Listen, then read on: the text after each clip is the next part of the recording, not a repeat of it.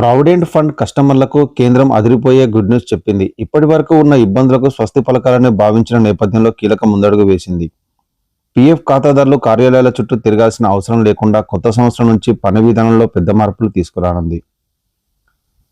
Provident fund కస్టమర్లకు కేంద్ర ప్రభుత్వం మరో కీలక శుభవార్త అందించింది. ఇప్పటికే డిజిటలైజేషన్ ద్వారా పీఎఫ్ సేవలను సులభతరం చేసిన ప్రభుత్వం ఇప్పుడు ఈపీఎఫ్ఓ కార్యాలయాల పని విధానంలో పెద్ద మార్పులు తీసుకురానుంది.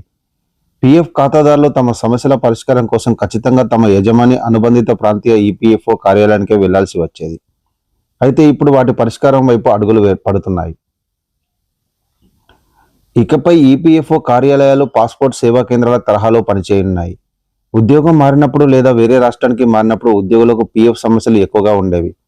కొత్త విధానం అమల్లోకి వస్తే ఖాతాదారు దేశంలోని ఏ ఈపీఎఫ్ఓ కార్యాలయానికైనా వెళ్లి తమ సమస్యను పరిష్కరించుకోవచ్చు. అన్ని సేవలు డిజిటల్ ప్లాట్ఫామ్ ద్వారా అనుసంధానం కానున్నాయి. దీంతో క్లెయిమ్లు, కేవైసీ ధృవీకరణ, ఖాతా బదిలీ వంటి ప్రక్రియ వేగవంతంగా పూర్తి అవుతాయి. ఈ విధానానికి సంబంధించిన ట్రయల్ ఇప్పటికే ఢిల్లీలో ప్రారంభమైందని కేంద్ర కార్మిక ఉపాధి శాఖ మంత్రి మన్సుఖ్ మాండవీయ వెల్లడించాడు. దేశ రాజధానిలో ఈపీఎఫ్ఓ కొత్త ప్రావిడెంట్ ఫండ్ భవన ప్రారంభోత్సవం సందర్భంగా మాండవీయ ఈ ప్రకటన చేశారు. దేశవ్యాప్తంగా ఉన్న ఈపీఎఫ్ఓ కార్యాలయాలను సింగిల్ విండో సర్వీస్ సెంటర్లుగా మార్చే దిశగా ప్రభుత్వం అడుగులు వేస్తోందని ఆయన స్పష్టం చేశారు. డిజిటల్ విధానంతో పనిచేయడంతో ఇబ్బంది పడే ఉద్యోగుల కోసం ప్రభుత్వం ప్రత్యేకంగా ఈపీఎఫ్ఓ సర్వీస్ ప్రొవైడర్లను నియమించడానికి సిద్ధమైంది. వీరు పీఎఫ్ ఖాతాదారులకు గైడ్ చేస్తూ క్లెయిమ్లు అప్లై చేసుకోవడం, కేవైసీ పూర్తి చేయడంలో సహాయం చేస్తారు.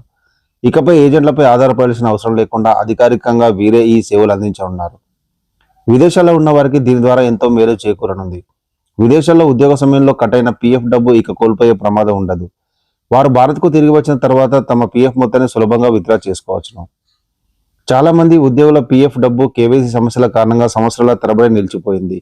ఇప్పుడు ప్రభుత్వం మిషన్ మోడ్లో కేవైసీ దృష్టీకరణ చేపట్టనుంది.